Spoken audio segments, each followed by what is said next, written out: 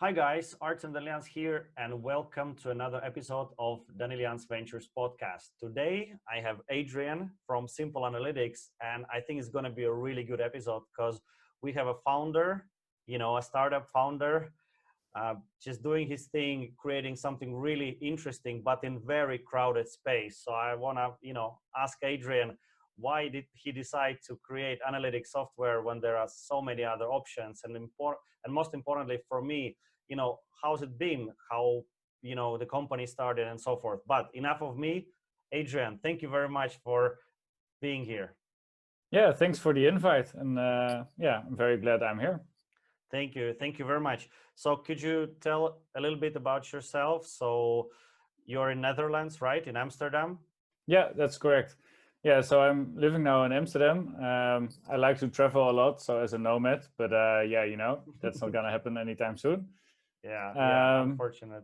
that is unfortunate, but yeah, there's worse things that can happen to your life, so I'm pretty lucky still.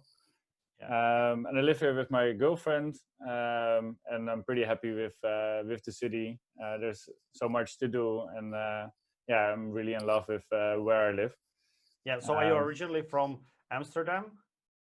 No, I'm from the south of the Netherlands, from a little village, a village that nobody knows, so I won't name it here. Yeah.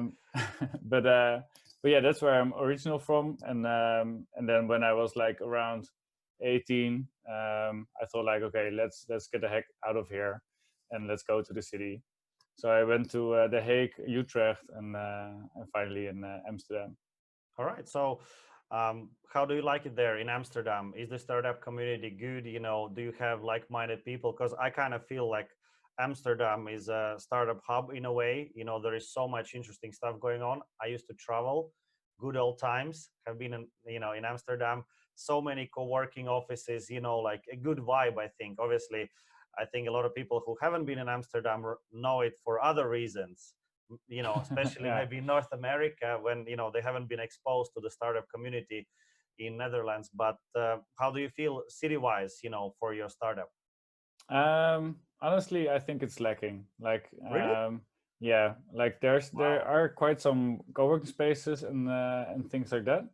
But it's like most of the people, like when you travel abroad and you go to like a co-working space, then you meet like a lot of people that have the evening off, and they just wanna like go for a beer or something, or enjoy the new conversations or the making new friends.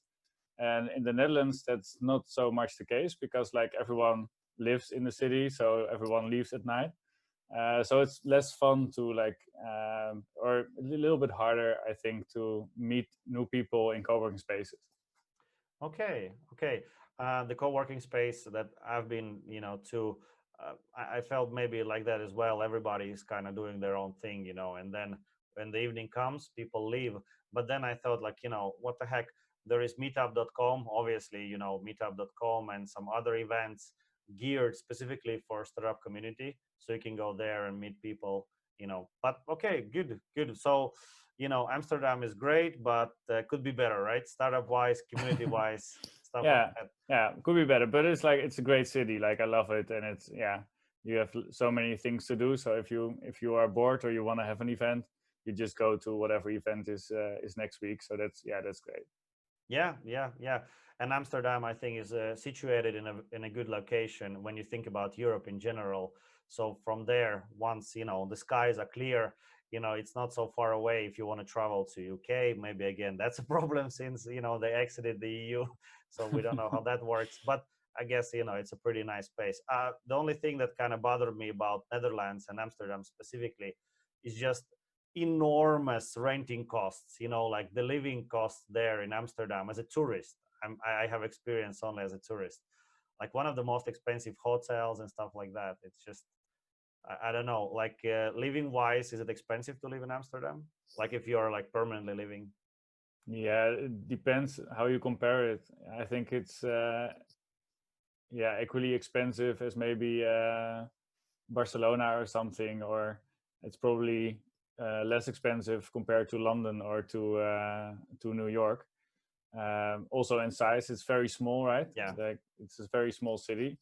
Yeah. Um, but like it's more expensive than the rest of the Netherlands, that's for sure. Yeah. But compared to other cities, like if you go, to London or New York, it's probably way more expensive. If you go to like, other places like Asia or other parts of Europe, it's maybe a little bit cheaper.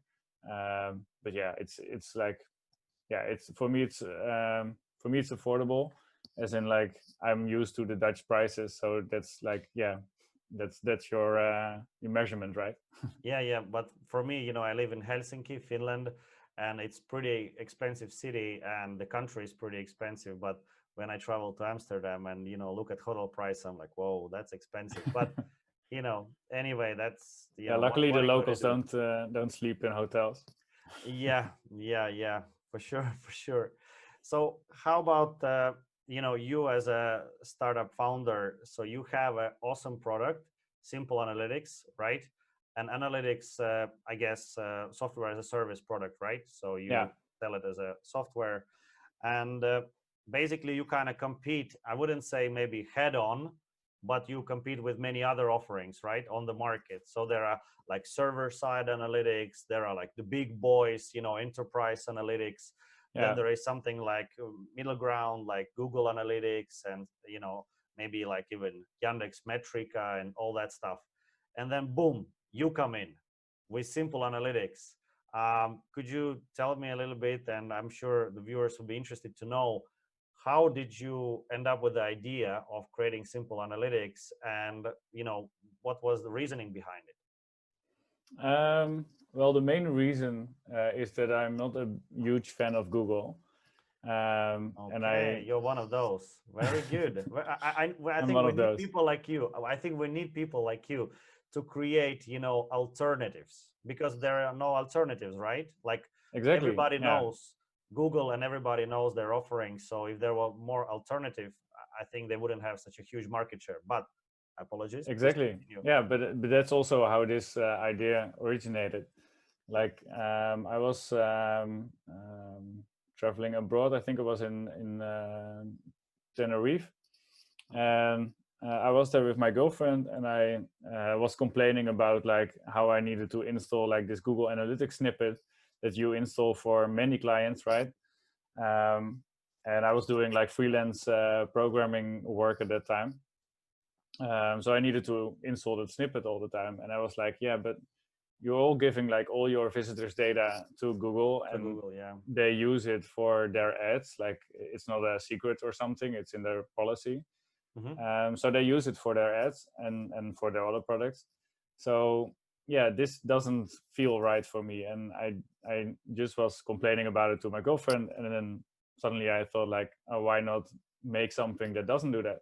So where the data is actually from the owner, and not so much to like a big corporation that makes other ways of money with it.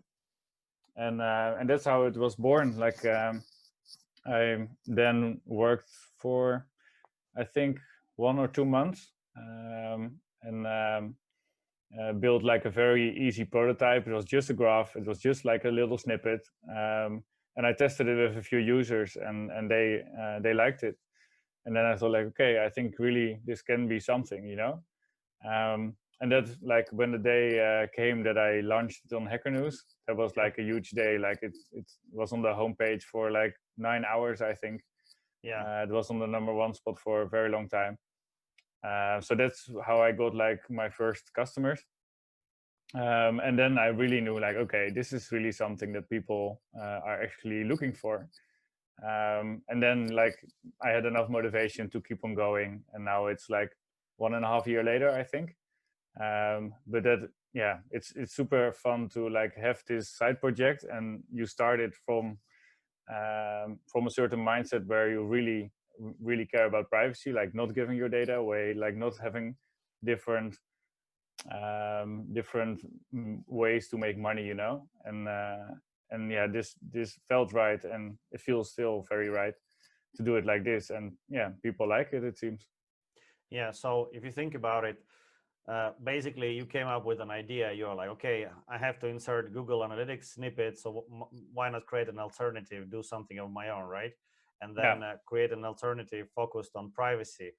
but obviously you must be a programmer, right? I mean, it's not like you just said like, oh, okay, great, and you went to Upwork, created a requirements file, and you're like, okay, somebody do this for me. So you basically, if you talk maybe a little bit about your background, so basically you were capable of doing it yourself. Yeah, that's true.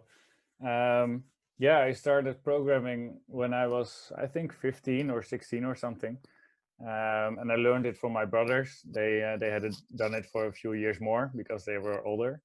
Yeah.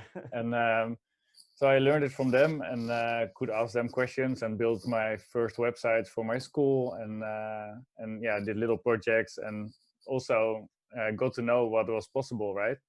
Like in those like yeah, it was quite some time ago, but then you had even like Internet Explorer that was huge, of course, Internet Explorer 5 and 6 and stuff, and you can even like read the clipboard data of users visiting your website, Yeah, which is pretty bad, of course, but as a obviously. normal user you would never think of that, right? But if you're a developer and you see it's possible, then you know that like what other companies can do with all the data. So I was always quite aware of what is possible with the web and what you can collect from users. um, and yeah, then I started studying, but studying wasn't really the thing that motivated me. So eventually, after more or less 9 studies, I think I finished one. But in between, like I was always working like side projects or for a company, like as a Freelancing and stuff, yeah. freelancing and part-time jobs and stuff. And then eventually I was working, I think like for like I never worked full time, but like 3 days a week, and I did it for a few years. And then I realized like, yeah, if I stay in this comfort zone of work, then I become maybe a little bit of better programmer, but I don't really care about being a good programmer. I really want to have my own business and make some profit in something that I really care about. And that's why I started to, okay, maybe I should just start my company, Hmm. Simple Analytics at the time as well. And then maybe I need to stop my current job because then I really have the motivation to get started. So that's what I did. I stopped working for my boss, and then I started this company. And then I needed to deliver something in like no time because otherwise I wouldn't have any profit and Yeah. couldn't pay my rent. So that's how it started. Good, good. So basically, you're a programmer, I guess, right? Yeah. Would it be fair to say is that you're like more focused on the web, or are you like a generalist? You do whatever, or are you like interested more about the web? In general. Yeah, I like the web more. Yeah, Yeah, yeah, same here. Same here. I used to do programming in high school, started my first business in high school and as well. Used to do some really horrible PHP programming in high school, but that was good enough. And I always felt that programming is not the most interesting thing. It's actually doing something with it and creating a product and actually looking at people using it. Like that yeah, got me yeah, kicked. And I'm sure you obviously evaluate your data, right? How many signups, what do they do, which pages are. I guess you use simple analytics inside simple analytics in a way, I yeah, guess. yeah. Of You course, yeah, analyze your own, software, I guess, and the way that people behave. But so you started working on the product. How long did it take you before you had something that resembled a working, product, something that you could actually, ask money for? um, yeah. Like I think it was 2 months, Two um, months. or yeah. So 2 months before yeah, like from building it from scratch to launch date, and Hmm. launch date was the moment where I dared to charge money for it. Okay. Um, and that was, I think, 2 months. Maybe I'm wrong, but it's yeah, So, but but it's still not a very very long development cycle. What about other things like copywriting? What about design? Did you do all of that yourself as well? design. I did not myself. Like what I like to do is like just building the thing completely, and then make sure it works, Yeah. and then ask a designer like, hey, I built this thing. Maybe you can make it nice. That's Okay. what I did this time as well. I knew a friend who was a designer, and he has developed or designed the website, and then I implemented in a few days, and then it was done. So I didn't have to do the design myself. Yeah, which I'm What not about the very good at. text, copywriting, stuff like that? Yeah, that's what I did myself. Like I'm building the whole product, and not to forget like the marketing of the product, which is a lot of time as well. Getting it ready for Product Hunt, getting it ready for Hacker News, and make sure like that everything is correct for SEO and stuff like that. So making it ready for launch basically. So you're, I guess, a one-man team, right? You use freelancers and friends maybe when Yeah, you can, but you're working alone pretty much. So you handle support. If somebody writes, to a support inbox, it's you who replies and stuff like that.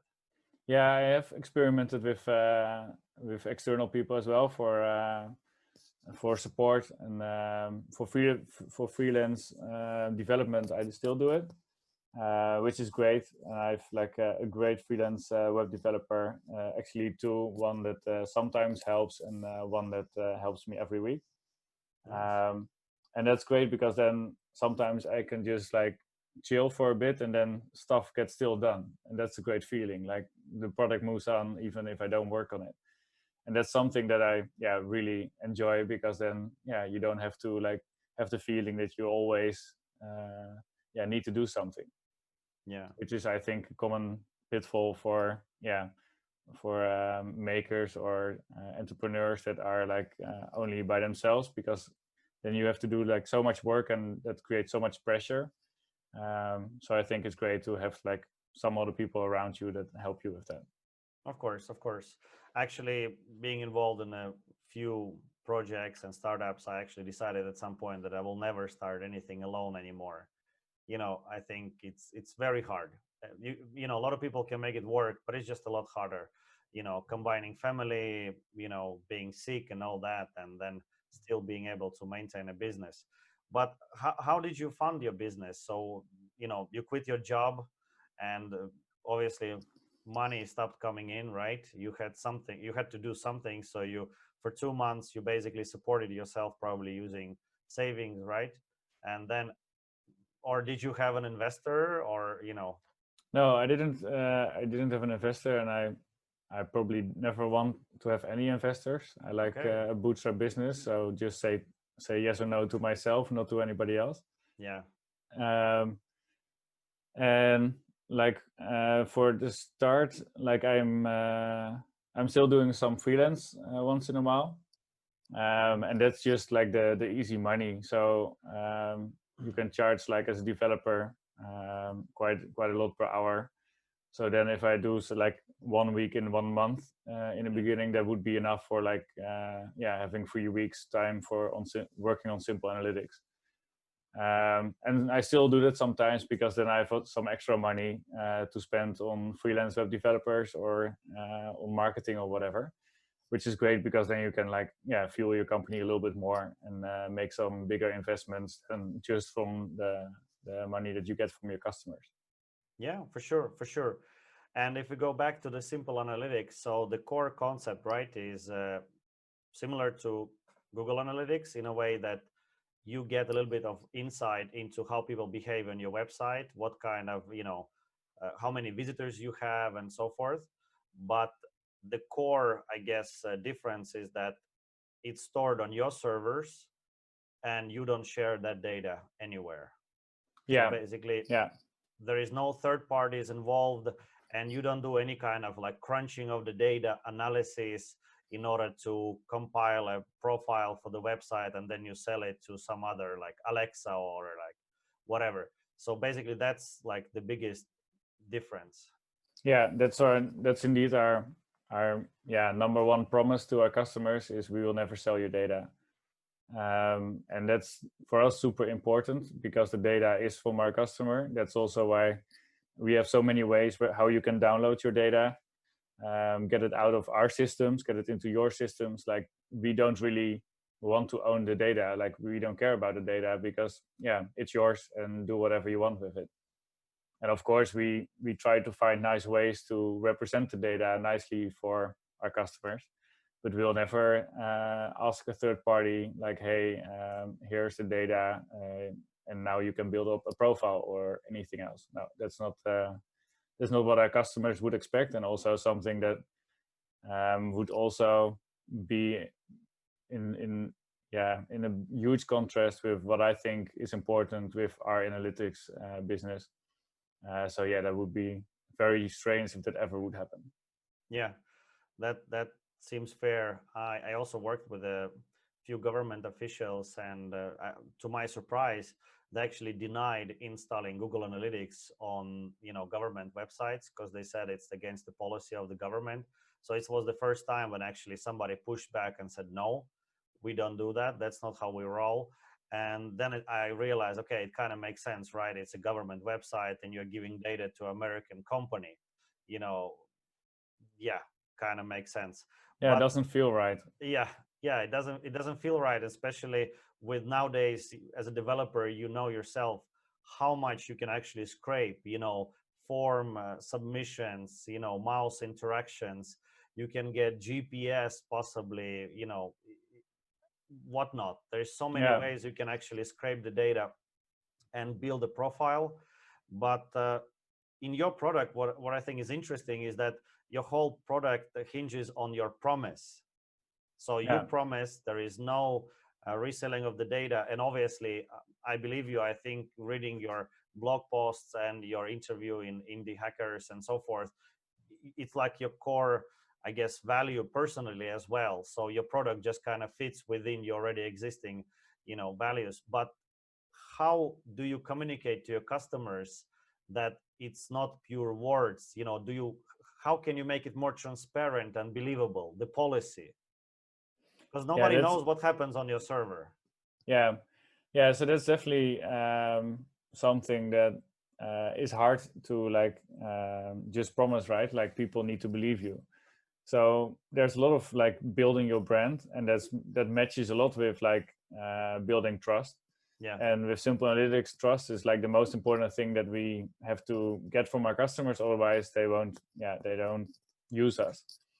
So that's why we also have like quite some content about building that trust. So mm-hmm. recently, I also published a blog post about like what you can do as a business to make your business more privacy friendly. Mm-hmm.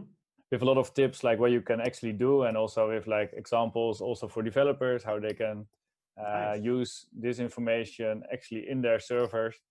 And this makes your brand also more trustworthy, because if we write about it, then there's a huge chance that we all actually did it, right? So that we actually I also know what you're implemented talking these. about. Yeah. Yeah, so we know what we're talking about indeed. And then you're building more trust that way by sharing like what you're doing, how you're doing it, and why you're doing it. And also like on Twitter, I'm quite active on sharing insights. Also on our open page, like we share all our financials, public statistics. Mm-hmm. So that's also contributing to like the whole, okay, Transparency and what stuff those like people say is probably true, maybe not, like you never know for sure, right? But that's how we try to build the trust. yeah, yeah. So basically, but you have something in the contract as well, right? When people sign up, maybe there is some mention about it, not selling it to third parties, or did you At the put moment, I don't think that's the case. Like in the contract, it says like, okay, if something happens to your data, then we want to make sure. I'm not sure if that's in the contract, but that's one of our rules. Is that like we don't want to collect data that is interesting to steal. yeah, And of course, sometimes just page views can be interesting to steal for, I don't know, a competitor or something. But we try to like collect as little data as possible to still provide value. And yeah, that's also an important difference, I think, with competitors, is that if you only collect the parts that are strictly needed, you can drop all the IP addresses, you can drop all the, or you can anonymize the user agents and stuff like that. And then you have like a data set you can still use and have without any cookie banners or whatever. And at the same time, it's not that bad if something goes wrong with it, right? Yeah, So yeah. if your employee steals it with your credentials or whatever, it's still data that, like, I don't know, to a certain extent, it's not that critical if it Not that gets lost, useful. Yeah. Yeah. So basically, that's, I think, is a very interesting distinction. With Google Analytics, by default, they want to track everything, or other competitors, right? I mean, like other competing products. By default, it's everything. And then there are some settings to restrict that and this. And in Google Analytics, you can enable IP anonymization, but that requires you to actually change things. By default, it's everything. They just gobble the data. So you have an interesting approach. So you try to collect as little as possible while still being useful. So basically, you obviously collect some information about, for example, geolocation, but maybe you don't collect IPs. Maybe you get information about I don't know, like browsers and what type of browsers are being used, but then you don't try to profile people. You don't try to match them and say, hey, this person, this is probably a separate person that does this and this. So basically, your data set, yeah, I think it's pretty interesting. I always wondered why in Google Analytics, when you enable, and I've inserted that snippet a million times myself, I always wonder why you can't choose what do you want to collect, right? So in Google Analytics, some projects, they just want to know how many visits. That's it, nothing else. Yeah, I think you can do it, but it's very complex to set up. Like it's like, I don't know, Google Analytics has a tendency to make everything possible, Yeah. and at the same time make it unusable for the end user, because already if you open the dashboard, it's quite Overwhelming, too much info. right. Yeah, so it's hard for a new user at least to understand what's going on their dashboard. And I think it's the same for their features. Like you can implement almost everything. Like you can do server-side tracking and all that stuff, which is pretty amazing. Like you can all do it, but like it's not like the default.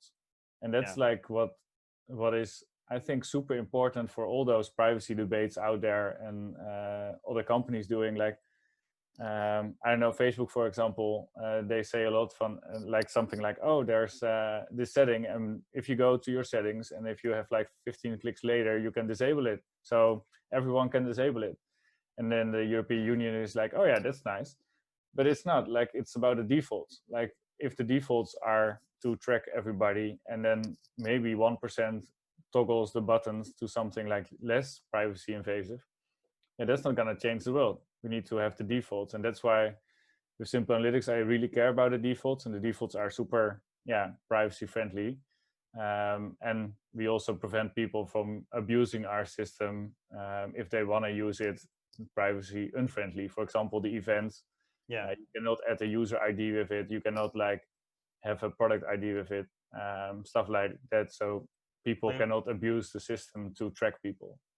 So profiling is harder in your system. If you want to do it, you basically can't, or it's You very, cannot, very hard. or you have like a huge margin of error.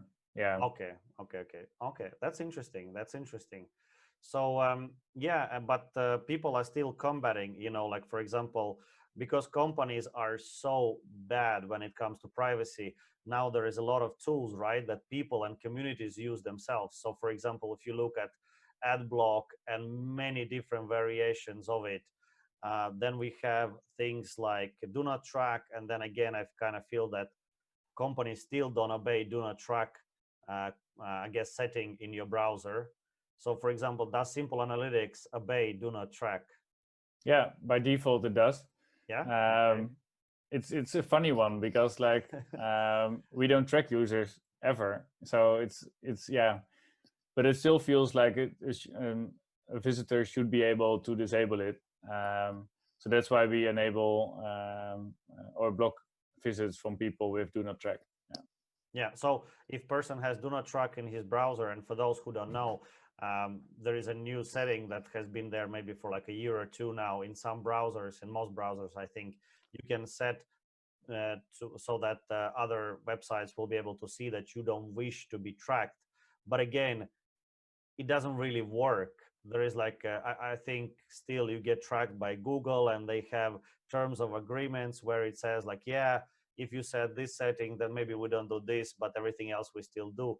And there is no transparency, so you cannot really check. You basically have to trust the websites.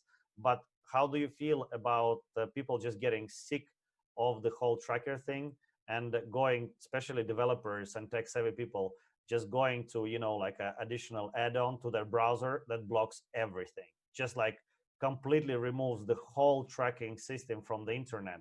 you know do you think that's the right way?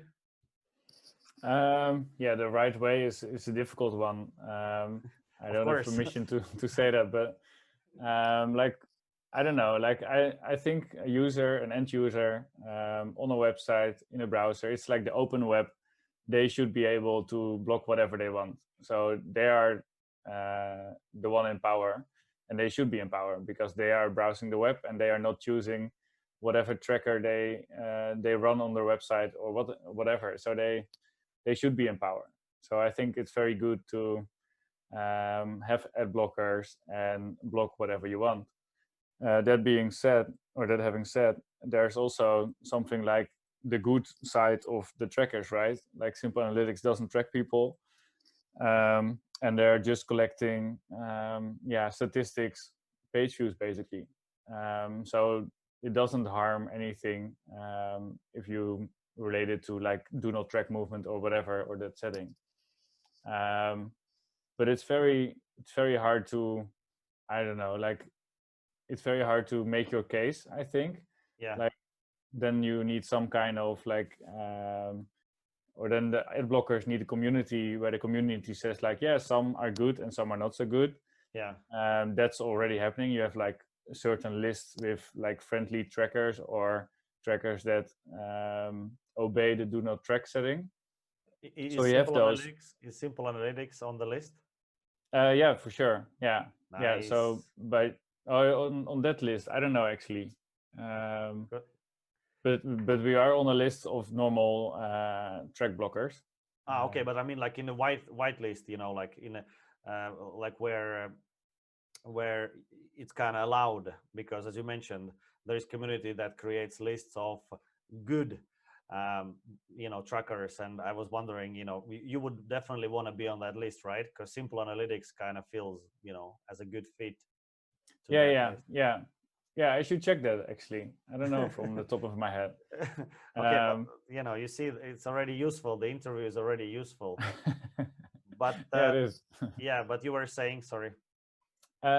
Yeah. So yeah, what was to say? Oh yeah. So the power should be. Oh yeah, and the community. Yeah. They are then all of a sudden responsible for checking who is good, who is not good, and for them it's way easier to just block every third party Yeah. tracker or whatever from their website. And yeah, that's too bad for companies like us. But yeah, that's part of the deal. So also that's basically why we started making a ad blocker bypass, which actually bypasses the ad blockers and still gives website owners the ability to see their page views. And that's also an interesting selling point because like Google Analytics is blocked a lot, like Yeah. in major ad By blockers. default. By default, they're blocked. And also like more and more browsers are going to enable blocking Google Analytics. For example, Firefox Focus on mobile and stuff like that. So then customers of Simple Analytics are interested, like, okay, what's the difference between Google Analytics and Simple Analytics? Yeah. So then they can actually measure how many visits there are blocked, and it can be from 5 to 25% of a difference, Yeah. depending on what your target audience is, of course. But yeah, that's an interesting topic. Yeah. But what you mentioned, and it kind of piques my attention. You mentioned that you have a ad blocker bypass. Yeah. So basically, if I use ad blocker and I want to block all the bad guys, you are still able to, get analytics from that view and from that visit as well, right? So you penetrate the ad blocker in a way. I'm just interested. Yeah, but How is it done? you can still block the individual websites, but it just gets a lot harder, because like the major block lists don't have like all the little websites on them. Yeah, it's an interesting topic. Like, um, it started with like the conversation with the adblock people. Like Yeah. I had an issue on the adblocker list, and I just saw like, okay, there's no way they are ever going to allow anything like simple analytics. So then I have to build my own feature to fight this issue. And I don't know if it's super important. Like in the beginning, when I started Simple Analytics, I thought it was super important to have this feature. At the moment, I'm not so sure. Like Okay. I also see customers changing back from the bypass feature to just a regular feature, to the regular collection script. So yeah, I'm not really 100% sure what is the best way here. Okay. What do you think? What I think, well, I think that if you create a bypass for ad block, I'm interested in how it works because I think that's interesting from the technical perspective. But again, maybe you have a cool blog post about it, or maybe that's a good idea for a next, blog It post. is, yeah. Like ad blocking. Should we obey it or should we try to bypass it? But I guess I guess we should always respect the will of the customer and the user. So if the person has chosen to add an ad block that blocks all the truckers, I think it would make sense to kind of obey that and not try to cheat your way and still try to get something. Obviously in simple analytics, since you don't track, there is not much harm. Basically the person will be able to see that, hey, there is one more visitor view or there is one more page view, it doesn't matter. But I think if somebody goes out of their way and installs additional add-on because something pisses them off, I think it makes sense to kind of respect that decision and say, okay, this guy, okay, like forget him, we're not going to get any data out of him, that's it. But what actually scares me a little bit, if you can do it and you're obviously a very talented developer but you're just one person, you know why doesn't Google bypass ad block, or does Google already bypass ad block with Google Analytics, Google Tag Manager? What do you think? Is there some evidence of them doing something like that? I'm not sure if Google does that actually. Like it doesn't seem like they are fighting ad blockers Okay. this way. They do fight ad blockers in a money way, as in paying a lot of money to ad blockers to bypass their Analytics. ad blocking on Yeah. Google Ads. And not so much analytics. I think analytics. I No. think are still will still be blocked. But yeah, I don't know actually what Google. I think they don't fight it that actively, and it's also like a cat and mouse game, right? So yeah, you fix it and you have to find another way to bypass an ad blocker. To very shortly have a technical explanation about it is just like it's basically an, a subdomain. So a customer has a subdomain. They can link the subdomain to our server. So we have like a specific server for this feature, and then we make sure the SSL certificates are ready and are generated. And then we just show the proxy. So it basically proxies the public script and it proxies the API calls to our main server. Yeah. And So that's basically, it. the ad blocker doesn't block it because it's not served from your domain. Exactly. So it's It's served served from a from the different customer domain. domain, most likely customer domain, right? Like a Yeah. CNAME or something, customer just adds and that's it. And Yeah. you're done with. Oh, okay, that's pretty smart because then obviously ad blocker will not be able to list all of those small websites, and it's just too tedious. Obviously, Yeah. that's actually. I thought it's going to be something, you know, I'm disappointed a little bit, but not in a bad way. I thought, you know, like maybe you hijack, you know, like DOM object, and you are like, you're looking for ad block, you know, maybe in some way in a string, and then you do something fancy like dynamic loading. But okay, well, No, all we like to keep protocols, things simple. yeah, all well, yeah, it's in the name, right? But it's much simpler and way more efficient, and it, you know, obviously works. That's pretty interesting. But yeah, I kind of also read a lot about Google kind of make it harder for ad blocking extensions to live within Chrome environment, right? There has been some, maybe a little bit of pushback, and I think Google developing Chrome is kind of scary as well. Oh yeah, it's super scary. Yeah, because it's kind of, it's like, you know, because browser is slowly moving towards operating system, right? So you do, if you have things like Google Stadia, you can play in the browser, you have Office in the browser, you have whatever you want pretty much nowadays in the browser, video, sound. So, you know, Chrome is basically like an operating system, and there is even like Chromebooks, right? So basically you have a computer with just Chrome, which makes it an operating system in a way. But them developing it and us not really knowing what's going on behind the scenes, not as much, even though it's an open source software, right? But there is still Google juice, you know, a little bit in it that we don't see, that they put in the Chrome browser, but not in the open source version of Chromium. So I always kind of feel, you know, I moved away from Chrome many times. First it was Firefox. I think after that it was Opera, and now I will be trying again, I guess, Edge, since now it's powered by Chromium. So a guy like you know, obviously very interested technology-wise and, you know, ethics-wise in the privacy. What browser do you use? Firefox. Firefox. Okay. Yeah. What's the reason for it? And what is your setup? How do you remain private online? Yeah, that's a good question. Yeah, I really like Firefox because it's an independent, and yeah, it's kind of independent. Like they still get money from Google, Yeah.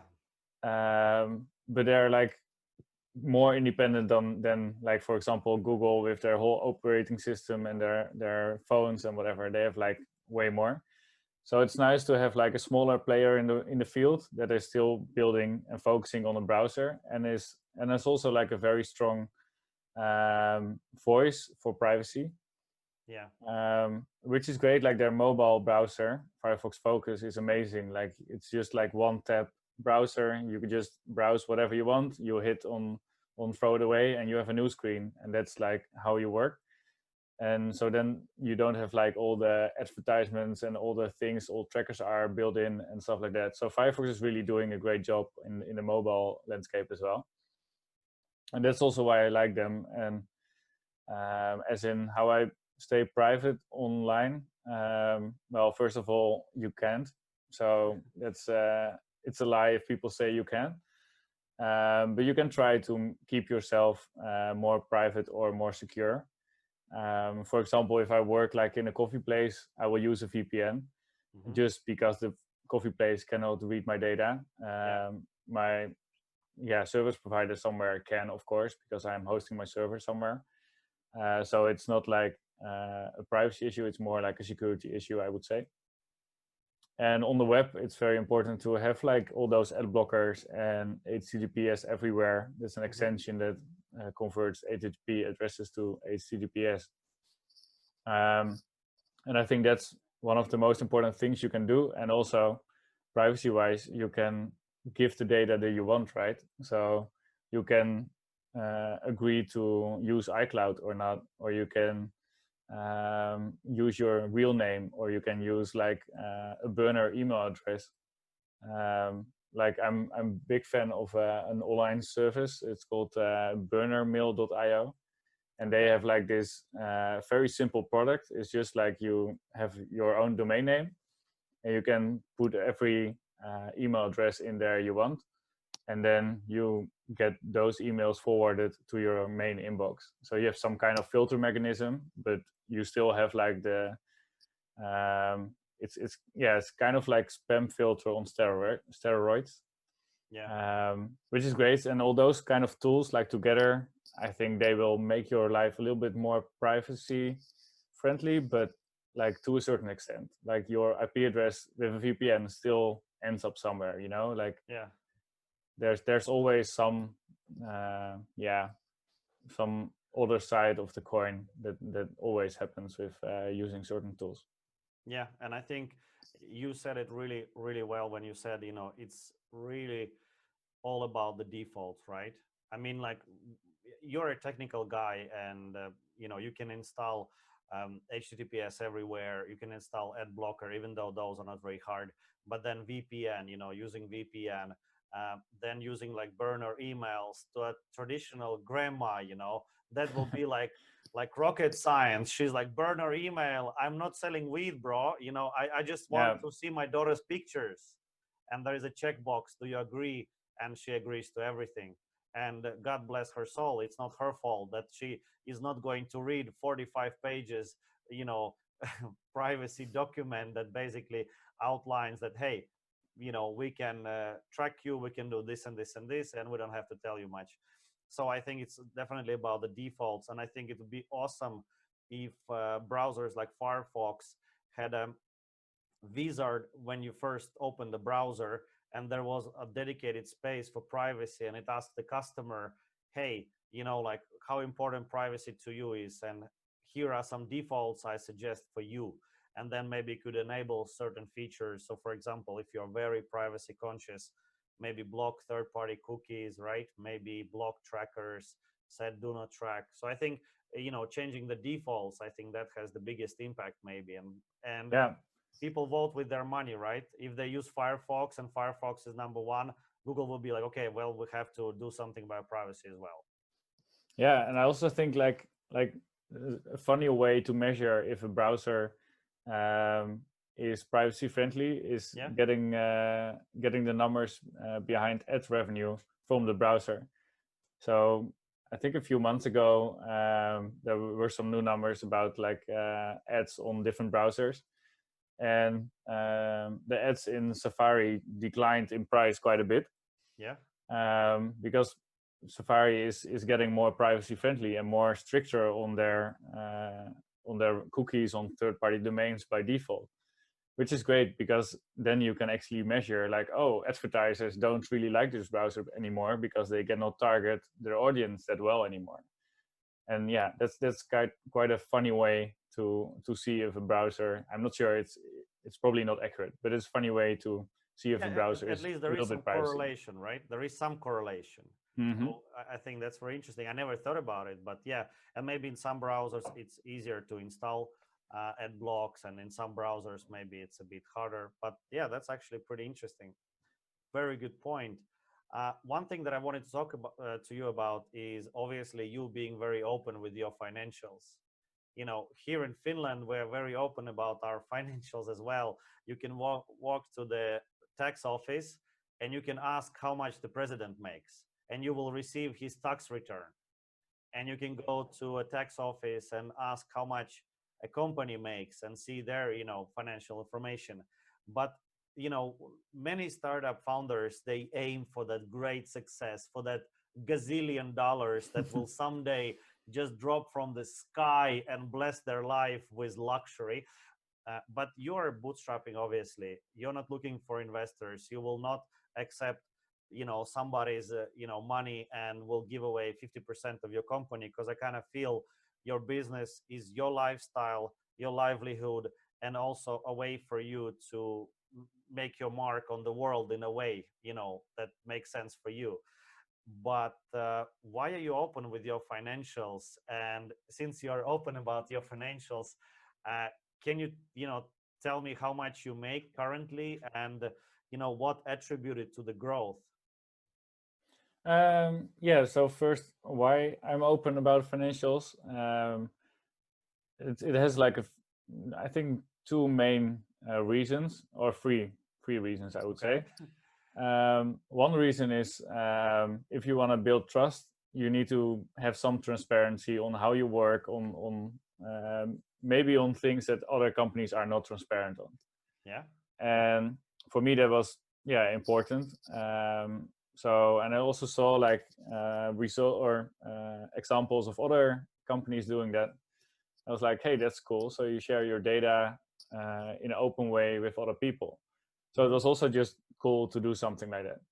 And it's also great because if you share your data open, it works marketing wise as well. So people start talking about it. You can talk about it to others. I Yeah. do this monthly update with update on the numbers, things that I did last month, new features and stuff like that. So then you have all of a sudden content you can share with others, which is also definitely a part of why I do it. And what was your second question? Uh, how much do you earn now, and what contributed to that? And Um, if you want to share the screen, you can do that as well in Zoom.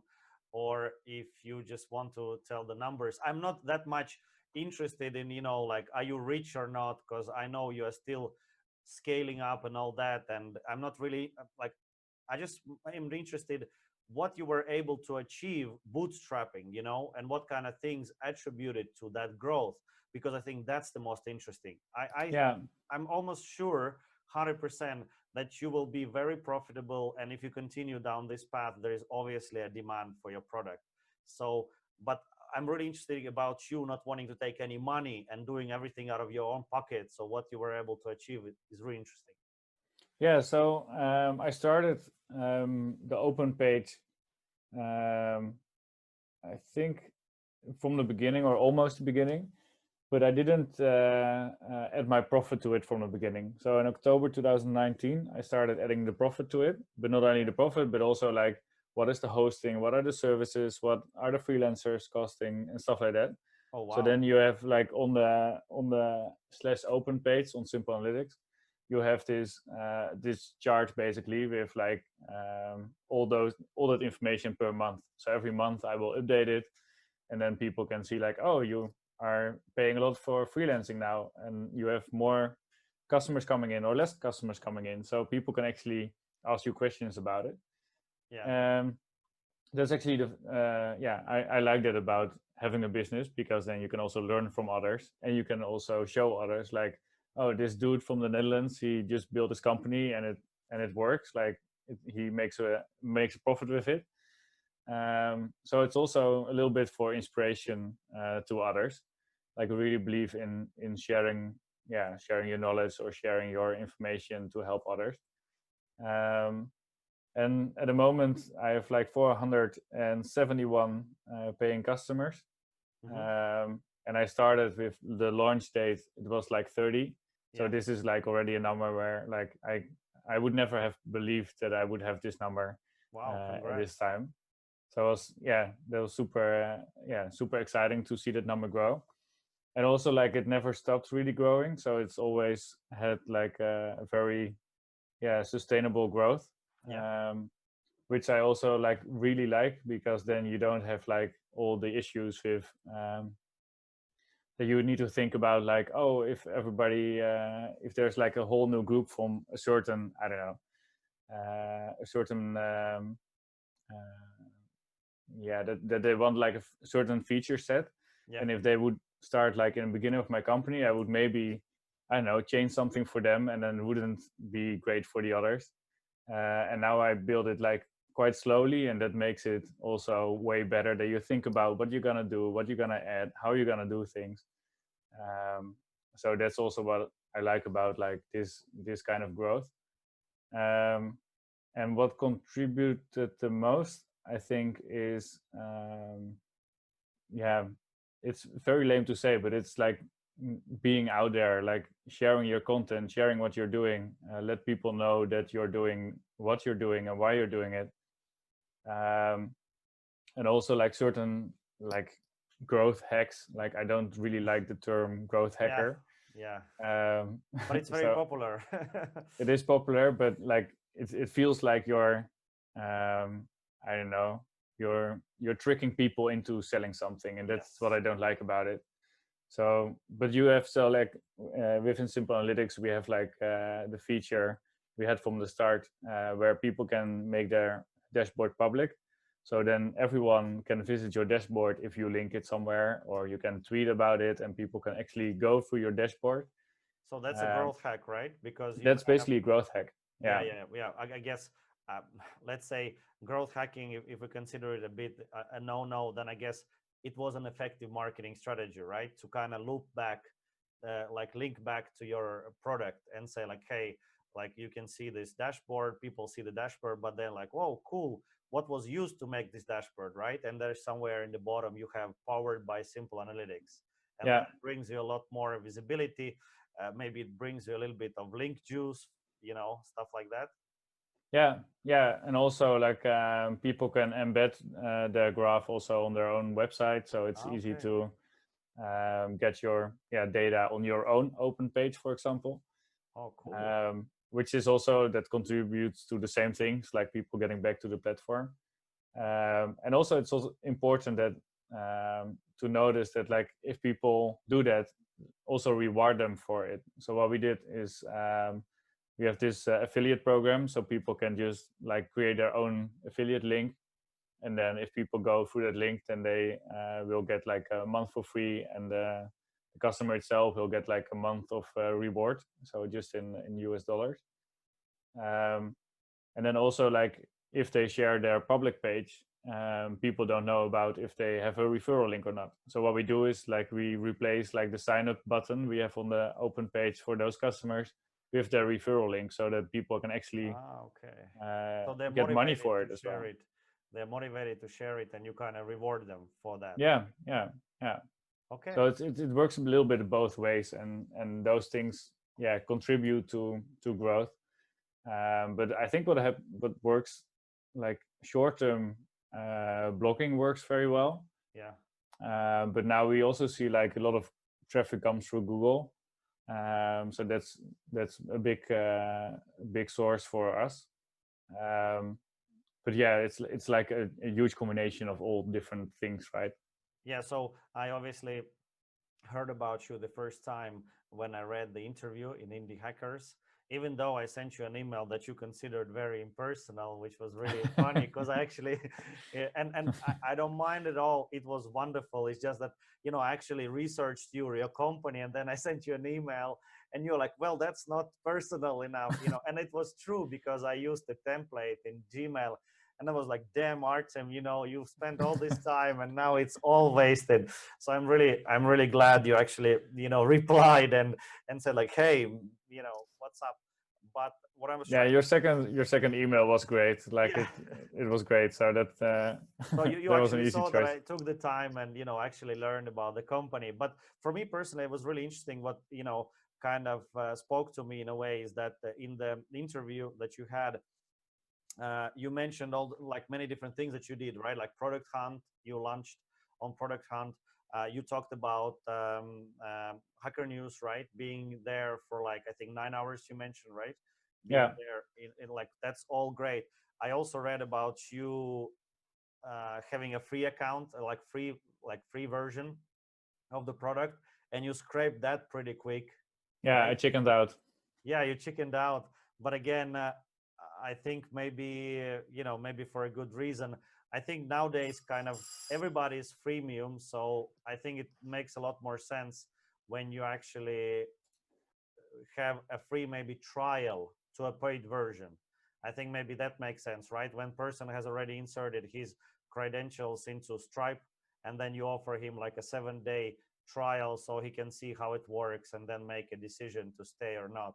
But again, you've tried many things, but what is interesting to me is that your product is so easy to market, so easy to market, but maybe it will go against your your philosophy if you go to, for example, AdWords or in Facebook marketing, and you just choose, people who like Google Analytics, and then just target those and say like, hey, why not stop giving your data to the big guys? Why not, take ownership of your data? So have you considered paid advertising, or is, using tools which utilize profiling is kind of against your, I guess, moral compass? Would it be? Yeah, that's an interesting question. I thought about it, especially in the beginning, and um, I'm still happy I didn't do it. Like I don't really like paid advertising because it contributes to this whole, yeah, Ecosystem, I don't right? know Like tracking ecosystem and exactly. profiling and so forth. Yeah. So it would feel wrong to like at the same time say like, oh, tracking is bad, and at the same time also using it, like Yeah, using it and through then in ads. your monthly report it would say like AdWords costs, like 4,000 euro, and Yeah, people would be like, "Come on, dude." yeah. So I have tested it on DuckDuckGo because that's the one search engine that doesn't track you, and also their ads are just served based on keywords that you type in. So it's Okay. not like privacy invasive. So I have tested it, and that didn't really work. Like I didn't get like a lot of customers through that. So I stopped doing that and focused more on like the long term investments, as in like get your name out there in SEO wise as well. And then you get organic traffic, which is free and Yeah. way better because people like organic traffic more than the crap on top. Yeah, yeah, it converts the best, right? I mean, it Yeah, converts probably the best if somebody finds you through a blog post about privacy, and then they're like, okay, this guy is obviously, or this company is obviously like a thought leader in a way, maybe in privacy, so let's see what they got and so forth, and they're a lot more trustworthy. But going back to your financials, what is your revenue now, if you don't mind me asking, since it's all public anyway? yeah, it's all public. So I'm just reading it from the screen. So the yearly recurring revenue is or annual is 80K at the moment. Yeah. And then divide that by 12, and then you have the monthly of Yeah, of course. 6.7K per month. Yeah. So if you think about it, to what point do you need to get money wise? So I wouldn't, again, I hate the whole idea of, creating unicorns and, having $1 billion company. I myself don't even identify with that. I kind of feel it's stressful, and it's just after a certain point, money wise, what another million gonna do to you? But I think a lot of people are like you. They just want to do what they love with people that they care about, and make enough money so that they can support their dreams, their ambitions, can give a little bit to charity and support kids and stuff, basically. And I think you kind of fall into that camp, right? I mean, if your product will be a huge success, you will not be against it. But at what point would you be happy, like money wise? At what point you would be like, okay, I can take a breather and maybe go on a holiday? Um, yeah, I can already basically Okay. because I'm happy with the revenue I get now. The only thing is that I pay quite some of it to my freelance web developer, and I also care about our long term relationship. So I want to keep him on board for yeah, a long time. So what would happen with more revenue is that he can work more days, Hmm. and I can work less. And what I'm doing now is I'm working now 2 days a week on simple analytics, Okay. because I have some freelance project at the moment, which I also work 2 days on. And I have then still 1 day of free time, and then the weekend, of course. And when I started doing that like a few weeks ago, it felt so great to just like have time off and stop working, stop thinking about your business. Because if you're working only on your own business, you just get like your head is just like half is your business and half is maybe the rest of it, Yeah. and that's not a healthy mind. Yeah. So I'm even yeah, after this freelance project is done, I will not I'm not going to work like 5 days a week. I will work 3 days a week because my customers don't really know the difference. Like I'm still Yeah. building features, my developer is still building features, I'm still focusing on marketing. But why not do it in 3 days? Like it is possible, right? You have your own business, you have all the freedom you have. So I'd rather work 3 days than getting this next million on my bank account. That's actually wonderful. For me personally, I also have a e-commerce business, and I try to grow passive streams of income where I will be able to choose how much I work. because I guess you're also a person who wouldn't want to just chill 7 days a week. You still want to stimulate your mind, right? Oh Do yeah, for something, sure. read, maybe, write blogs, and solve challenges that you have, technical or otherwise. But at some point, I don't know how old you are, and I don't know if I can ask you, but how old are you? 31. 31. Oh my God, I'm so much older than you. How old are you?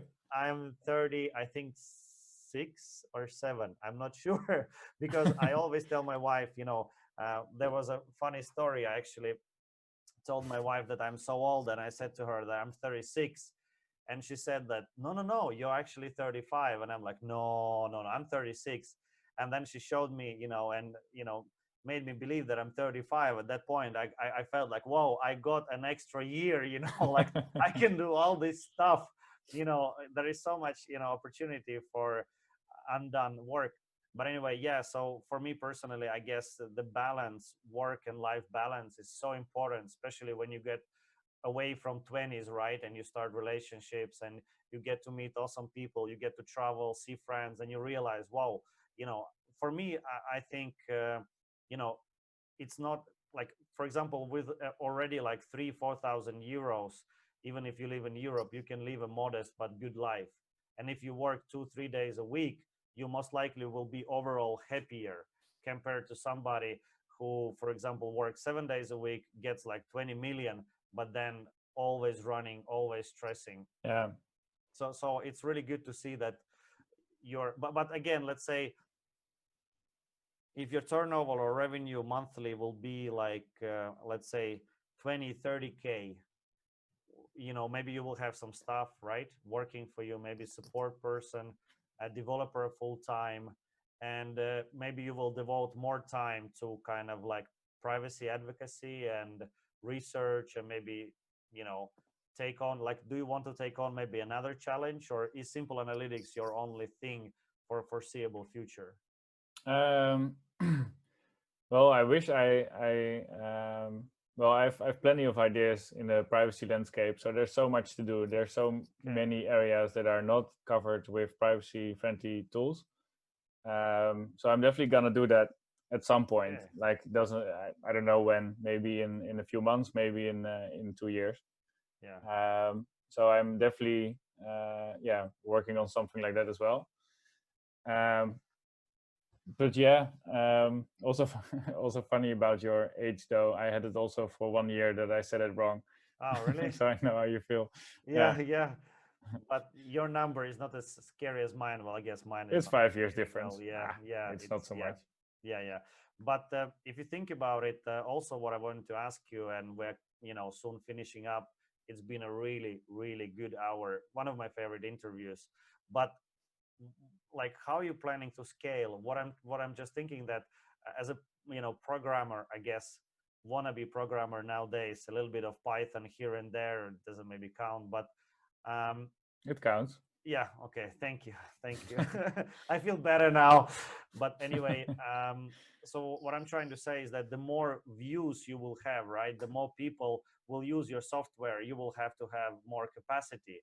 So are you hip on new technologies like Lambda and serverless, technologies that, for example, Amazon offers, or are you like old school in terms of infrastructure? Because I think one of the very important parts of your software is the data center, right?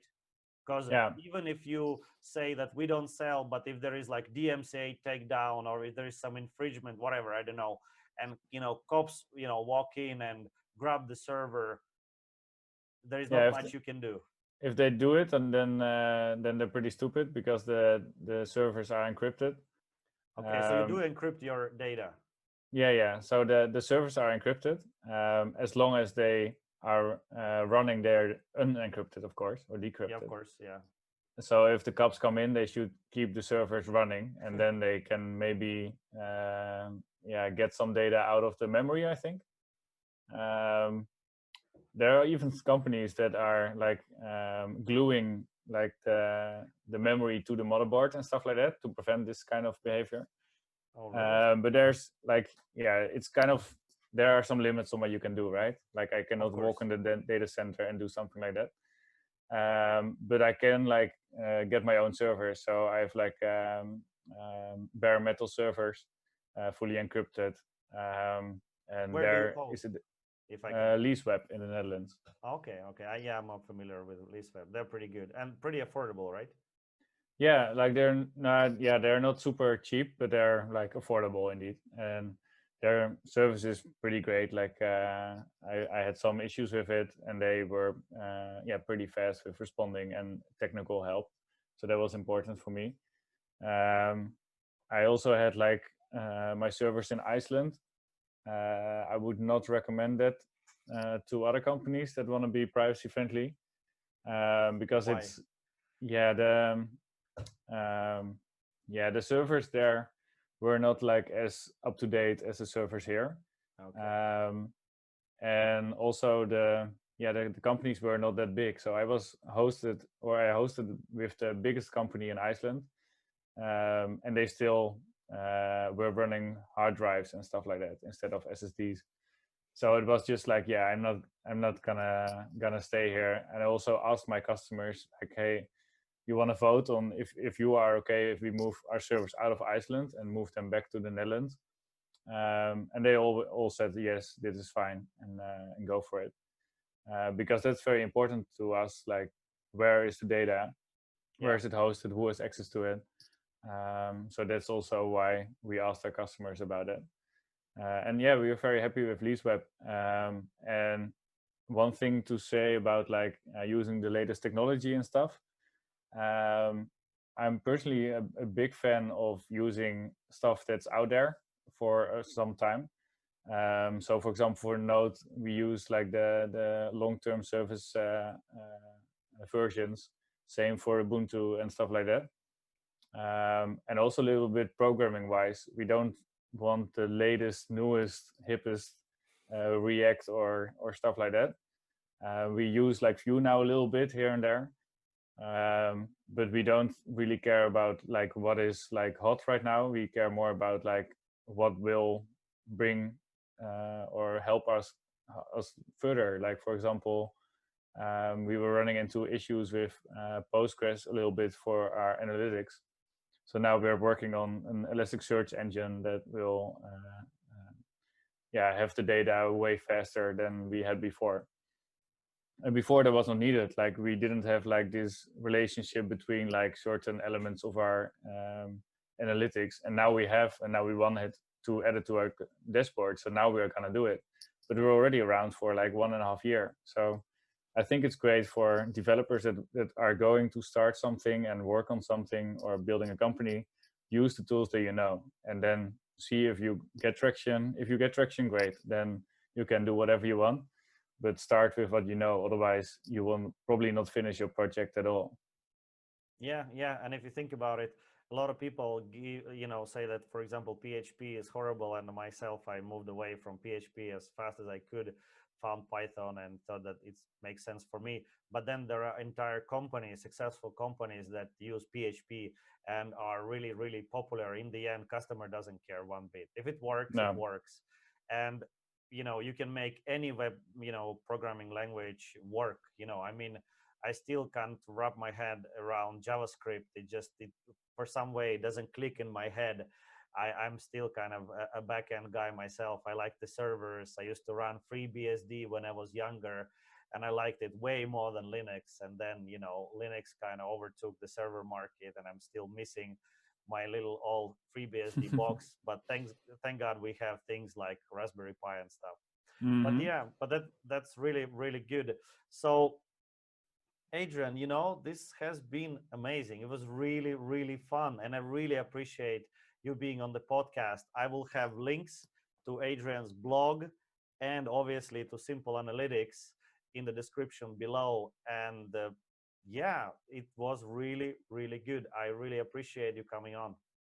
Yeah, thanks for having me, and I really liked our conversation. You had great questions, and it also started. I started to think about like, about, for example, the adblock list for do not track companies and stuff like that. Yeah, I will I will do some with that as well. So thanks also for your good questions.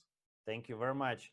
And one thing, if I would do, if I were you, from as a marketer, I think, like a podcast about privacy on the web, that could be really cool. That could be really cool, because people who are interested in it, you could get a lot of backlinks, from iTunes, from Google Directory, and like in general, like what's happening, and the field is changing so quickly, right? There is always something going on, there is something to talk about, and since you're already invested in the field and you're motivated, I think you would be a good person to have something like that. So maybe it's something to consider as your next growth hack. All right, thank you very much again, Adrian. It's been a blast. Thank you. Thank you. Thank you. Thank you. See you guys. Take care.